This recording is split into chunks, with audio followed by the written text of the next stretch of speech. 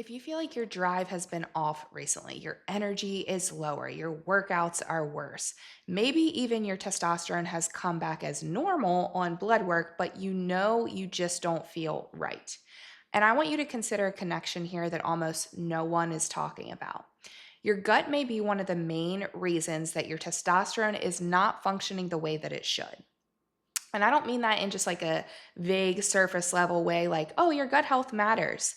I mean, there's a very real physiological relationship between gut inflammation and testosterone production and how your body actually utilizes it. So, little disclaimer here, yes, I am a physician assistant, but this video is for educational purposes only and should not be taken as medical advice. Please always chat with your healthcare professional before making any changes to your health supplements or medications. So, let's walk through this in a way that actually makes sense because most men, and honestly a lot of women too, when they feel off hormonally, they immediately jump to the hormone itself. So they might think, oh, my testosterone must be low, or oh, I need to boost this, or even, I need to move to TRT. But hormones are not isolated. They are not independent variables that you can just tweak without considering everything else. They are the output of your entire system, and your gut is one of the most influential equations in that system. Okay, so the easiest way to understand this is to think about your body like a hierarchy. At the very top, you have performance. So that's going to be your strength, your energy, your libido, your motivation, your ability to show up at work and even in the gym.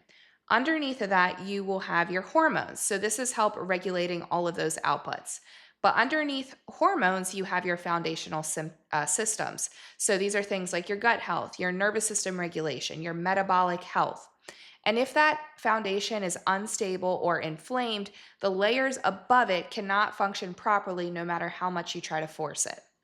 So, what is actually happening with something like leaky gut, aka gut inflammation? Because I want to explain this in a way that is simple, but it's still accurate. Your gut lining is designed to act like a selective barrier. So, it allows nutrients, amino acids, vitamins, and minerals to pass through it into your bloodstream, but it aims to keep out the bad things. So, particles, toxins, bacterial fragments. A good way to visualize this is it's like a very tightly woven net or filter. Okay, so it lets the small, useful things through, but it blocks anything that could cause harm. When that gut lining becomes compromised, which we refer to as intestinal permeability, it is no longer functioning as that tight filter. It is more like the net has holes in it that allows things to come through when it shouldn't. So now substances that are not supposed to be in your bloodstream enter, and your immune system immediately will react to that and it will recognize that something is off. So, this is where inflammation begins to rise. And it's not just acute inflammation, but low grade chronic inflammation that your body is now dealing with in the background at all times. So, from a physiological perspective, this means your immune system constantly activated. It's constantly responding and it's constantly diverting resources towards defense. And this is where we start to see the connection to testosterone because your body's always making decisions based on priority. Okay. So it's constantly asking, do I have the resources and safety to focus on growth or reproduction? Or do I need to focus on survival? Testosterone is a performance and reproductive hormone. Okay. So when your body is dealing with chronic inflammation coming from the gut, it's going to shift its priority. Instead of allocating resources towards testosterone production and muscle building and recovery and libido, it's going to shift the resources towards just survival, immune response, stress response. And there is actual data and research supporting this. So, inflammatory cytokines, which are signaling molecules released during inflammation, they interfere with your HPA axis. Okay, so this is the communication loop between your brain and your testes that regulates testosterone production. So when that signaling becomes disrupted, your brain no longer effectively tells your testes to produce testosterone, or the signal becomes blunted. So now you're producing less testosterone, not because your body is broken, but because it is responding to a perceived stress state. On top of that, your body may start reallocating raw materials. So, cholesterol, this is the precursor for testosterone. it's going to be diverted towards producing more cortisol and other stress related hormones. So, even at a biochemical level, your body is prioritizing survival over performance. And then there's another layer on top of this that a lot of people miss. It's not just about how much testosterone you produce, but it's about how much is actually available to the body. Okay. So inflammation will increase levels of SHBG. So this is sex hormone binding globulin. It basically does what it says it does. It binds to testosterone and makes it inactive. So you can have a total testosterone level on labs that looks normal, but you may have a lower free testosterone level, which is your actual active testosterone. And that is what actually drives how you feel. So, this is why a lot of men come to me and they say, my labs look fine, but I feel terrible. They might have low motivation, low libido, slower recovery, more abdominal fat, less drive in the gym. Because again, it's not just about the total testosterone number, it is about the environment that the hormone is trying to function and operate in.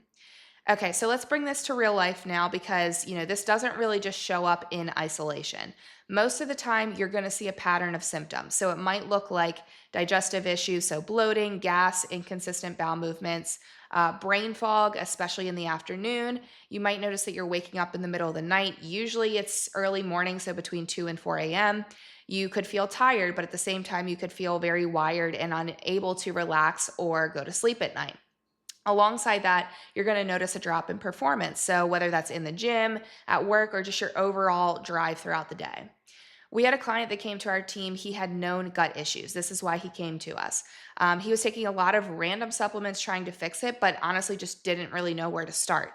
He also knew that he had hormonal issues, so inability to gain muscle, low drive, and severe body acne.